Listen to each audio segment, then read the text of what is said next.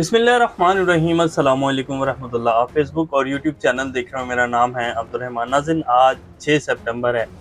पाकिस्तानी कितनी खुशकिस्मत कौम है जी कि आज यौम दिफा के मौके के ऊपर हमारी जो सबसे बड़ी अदालत है सुप्रीम कोर्ट, उसकी तरफ से एक इतना बड़ा तोहफ़ा पाकिस्तानी कौम को दिया गया है। नैब तरमीम के जो आज फैसला सुनाया गया उस हवाले से मैं बात कर रहा हूँ।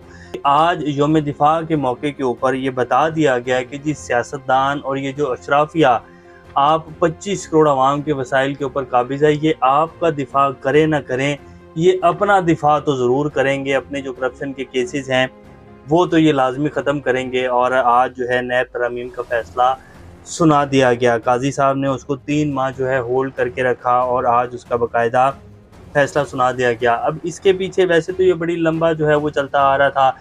इमरान खान साहब ने जो है जब से ये पीडीएम की हुकूमत बनी थी तो इन्होंने आते ही जो है नैब तरमीम की थी और उसके बाद तमाम केसेस जो है ख़त्म कर दिए। फिर इमरान खान साहब जो है वो उसमें चले गए, उन्होंने दरख्वास्त दायर की, इंटर कोर्ट अपील दायर की।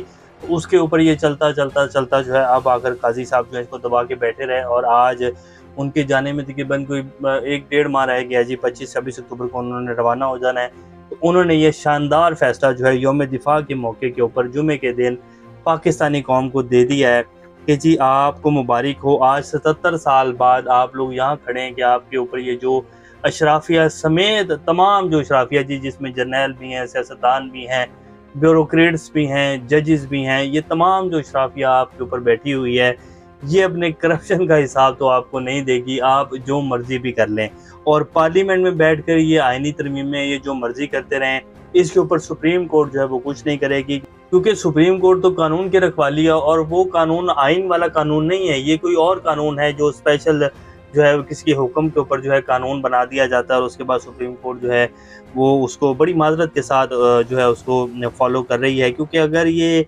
नैब तरमीम, ये बिल्कुल साफ था जो नैब तरमीम की गई जी, अंधे को भी पता था कि जी इन नैब तरमीम के ज़रिए इन तमाम बड़ी जो बिग गन्स हैं इन्होंने अपने करप्शन केसेस जो हैं वो ख़त्म करवाएं। और इस बात का जिक्र जो है हमारी अदालत में हुआ भी इन केसेस के दौरान कि जी इससे तो जो है जस्टिस अतर मिल्ला ने कहा कि जी इससे तो जो है केसेस ख़त्म हो रहे हैं। किसको नहीं पता है कि ये तरमीम जो है वो किस लिए की गई हैं।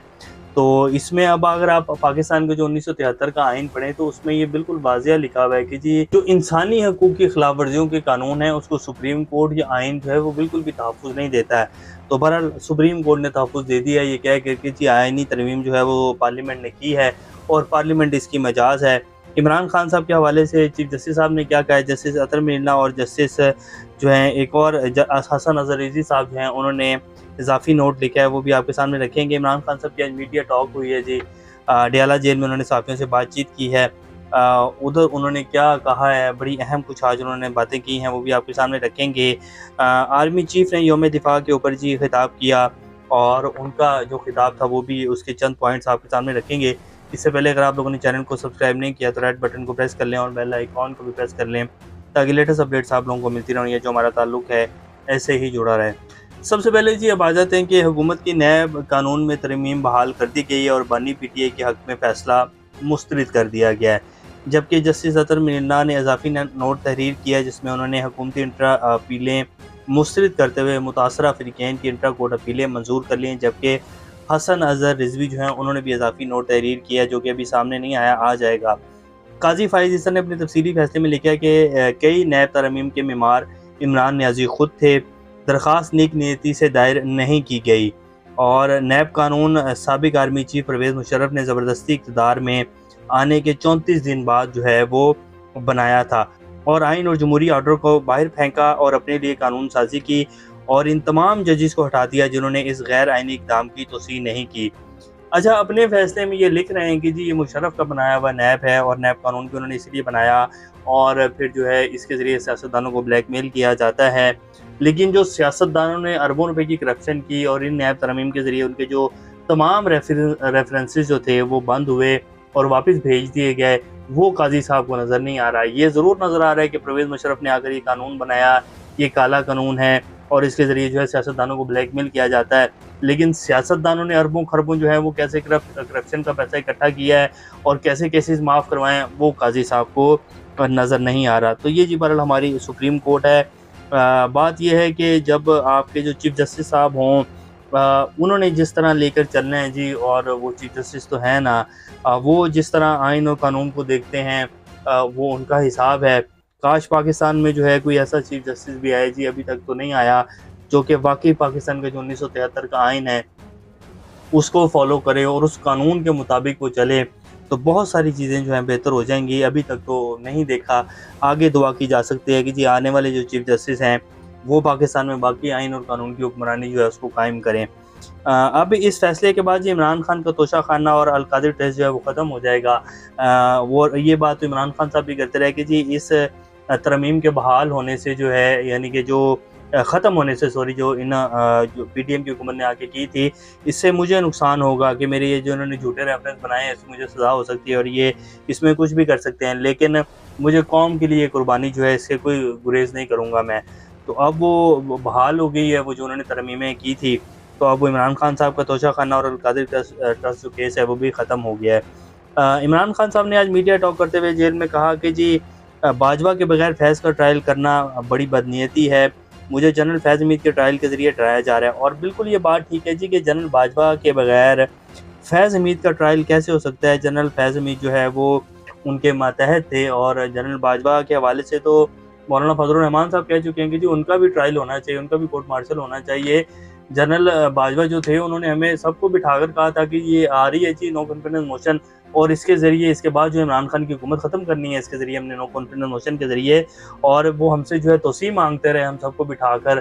तो जब ये सारी चीज़ें ऑन रिकॉर्ड हैं, सियासतदान ये सारी चीज़ें कह रहे हैं, हमारे जो वज़ीर दिफा साहब हैं ख्वाजा आसिफ साहब, वो क्या कहते फिर रहे हैं कि जी मेरी तो उनके ससुर से मुलाकात होती थी और उसमें जनरल फैज़ भी होता था और जनरल बाजवा के हवाले से एक्सटेंशन की बातें होती थी, तो फिर उनका जो है वो क्यों उनके खिलाफ कार्रवाई नहीं होनी चाहिए, उनके खिलाफ भी कार्रवाई होनी चाहिए। ट्रायल हो तो फिर सबका हो, ऐसे कैसे हो सकता है कि जी चूज़ एहतसाब जो है वो किया जाएगा, पिक एंड चूज़ वाला काम तो नहीं होना चाहिए। अगर बाजवा साहब का ट्रायल नहीं होता तो फिर मुझे नहीं लगता कि फैज़ साहब का भी जो है वो कोर्ट मार्शल होगा। कहा तो जा रहा है, लेकिन आने वाला वक्त जो है बताएगा कि जनरल फैज़ का कोर्ट मार्शल होता है या नहीं होता। फिर उन्होंने कहा कि हुक्मरानों को एन टू मुबारक हो, इस फैसले के बाद करप्शन का पैसा निकलवाना नामुमकिन हो गया है।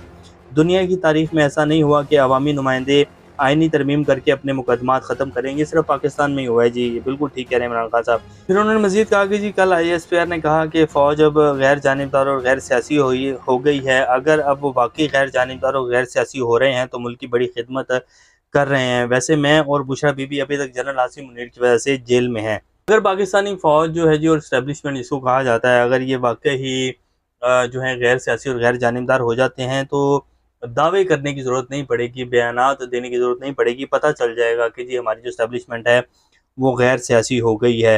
8 फरवरी के इलेक्शन के वक्त तक तो जी मुझे नहीं लगता कि गैर सियासी हुई थी, अगर हुई होती तो ये सूरत हाल जो है वो ना होती। बानी PTI ने मज़ीद कहा कि गंडापुर के ख़िलाफ़ पार्टी के कुछ लोग तनकीद कर रहे हैं, इनकी हौसला शिकनी कर रहे हैं। इन सबको कहता हूँ कि अली अमीन को मैंने चुना है और मैं इसके साथ खड़ा हूँ, और साजिश करने वालों को कहता हूँ कि बाज आ जाएं, वरना आइंदा इलेक्शन में टिकट नहीं दूंगा। आप पैसे लगाकर नहीं, मेरी टिकट के ऊपर इलेक्शन जीत कर आए हैं तो बाज रहें। आर्मी चीफ ने भी आज खिताब किया योम दिफा के मौके के ऊपर। उन्होंने कहा कि रवायती दहशत गर्दी के बरक्स डिजिटल दहशत गर्दी ज़्यादा ख़तरनाक है।